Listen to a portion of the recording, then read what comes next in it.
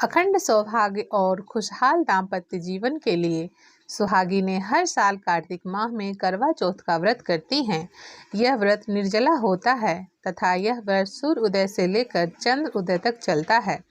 अपने पति की लंबी आयु और अच्छे स्वास्थ्य तथा तरक्की के लिए महिलाएं यह व्रत रखती हैं। महिलाएं ये व्रत पूरे विधि विधान से रखती हैं। यहाँ इस वीडियो में मैं आपको कुछ ऐसे ही कार्य बताऊंगी जो सुहागिनों को इस दिन नहीं करना चाहिए। कुछ ऐसे कार्य हैं जो करवा चौथ के दिन नहीं करना चाहिए।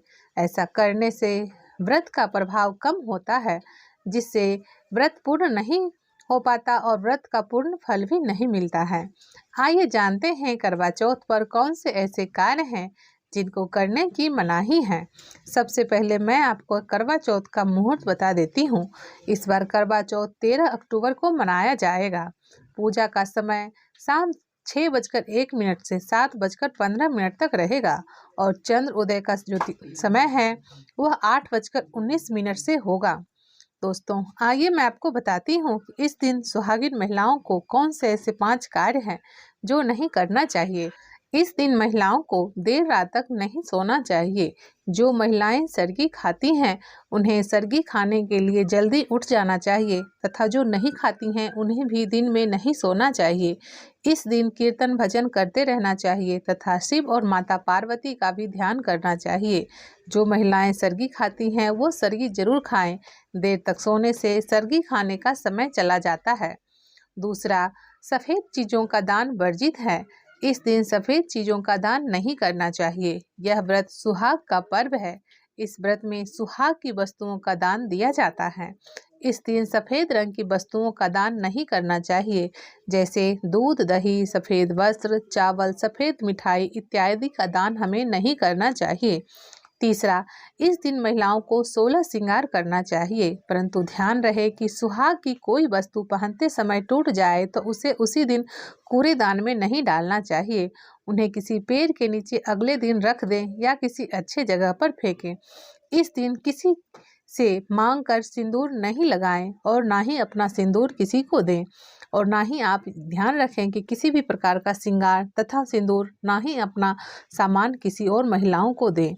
यदि देना ही पड़ जाए तो उससे 1 रुपया ले लें और उसे यह बोलने को कहें कि मैं आपसे सिंदूर खरीद कर लगाई हूँ, आपका सिंदूर नहीं लगाई हूँ। चौथा, किसी से विवाद ना करें। धार्मिक मान्यताओं के अनुसार इस दिन कभी भी धारदार चीज़ों का इस्तेमाल नहीं करना चाहिए। इस दिन सिलाई कढ़ाई जिससे कैंची का उपयोग होता हो वह काम नहीं करना चाहिए। वह काम गलती से भी ना करें, ऐसा करने से अपशगुन माना जाता है। दोस्तों, इस दिन किसी भी प्रकार के पति से या सास ससुर से या आसपास के जो भी हैं उनसे विवाद ना करें। ऐसा करने से व्रत का फल नहीं मिलता है और व्रत अधूरा रह जाता है, क्योंकि विवाद हम तभी करते हैं जब हमें गुस्सा आता है और हमारे मन स्थिति अच्छी नहीं होती है।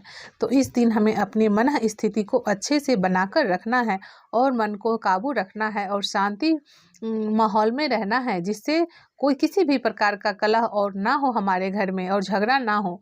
दोस्तों, इस दिन पति पत्नी को भी आपस में नहीं मिलना चाहिए, क्योंकि इस दिन धार्मिक कार्य करने के दिन होते हैं और इस दिन पूजा पाठ किया जाता है। अतः इस कामों से दूरी बनाकर रखना चाहिए। उम्मीद करती हूँ आपको वीडियो पसंद आई होगी। दोस्तों, आगे मैं आपको बताती हूँ कि कौन थी करवा तथा कैसे हुई करवा चौथ व्रत की शुरुआत।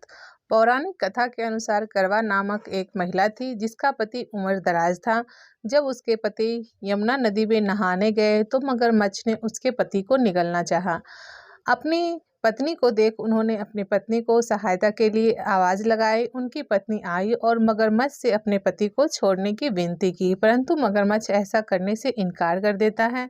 तभी माँ अपने सतीत्व के बल से उस मगरमच्छ को लेकर के भगवान यमराज के पास पहुंच जाती हैं और भगवान यमराज से कहती हैं कि आप इसको मृत्यु दंड दीजिए तथा मेरे पति को चिरायु का वरदान दीजिए।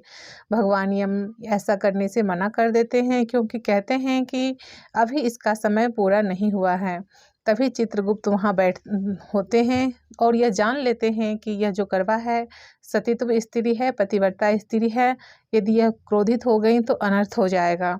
तभी वह करवा कहती हैं कि यदि आप ऐसा नहीं करेंगे तो मैं आपको श्राप दे दूंगी। यह देख चित्रगुप्त भयभीत हो जाते हैं और मगरमच्छ को यमलोक भेज देते हैं तथा करवा को वरदान देते हैं, करवा के पति को वरदान देते हैं, चिरायु का वरदान देते हैं और तथा करवा को यह भी वरदान देते हैं कि आज से जो भी महिलाएं, यानी आज कार्तिक माह का चौथ है, इस दिन जो भी महिलाएं अपने पति की लंबी आयु के लिए तुम्हारा व्रत करेंगी, तुम्हें ध्यान करेंगी, तुम्हारा नाम लेंगी, उसके घर को मैं सुख समृद्धि से भर दूंगा तथा उसके पति की रक्षा मैं स्वयं ही करूंगा। तो तब से ही शुरुआत हुई करवा चौथ के व्रत के, यानी कार्तिक मास की चतुर्थी तिथि थी और करवा नामक जो महिला थी, जो माताएं थी, उनको करवा माता के नाम से पूजा जाता है, जिस कारण इस व्रत का नाम करवा चौथ पड़ा। जिस कारण करवा चौथ के दिन इनकी पूजा की जाती है, माँ की पूजा की जाती है, साथ ही भोले शंकर, माता पार्वती और शिव परिवार की भी पूजा की जाती है और चंद्रमा को अर्घ्य देकर व्रत खोला जाता है। तो उम्मीद करती हूँ आपको वीडियो पसंद आई होगी। यदि वीडियो पसंद आए तो वीडियो को लाइक करें और चैनल को सब्सक्राइब जरूर करें। धन्यवाद।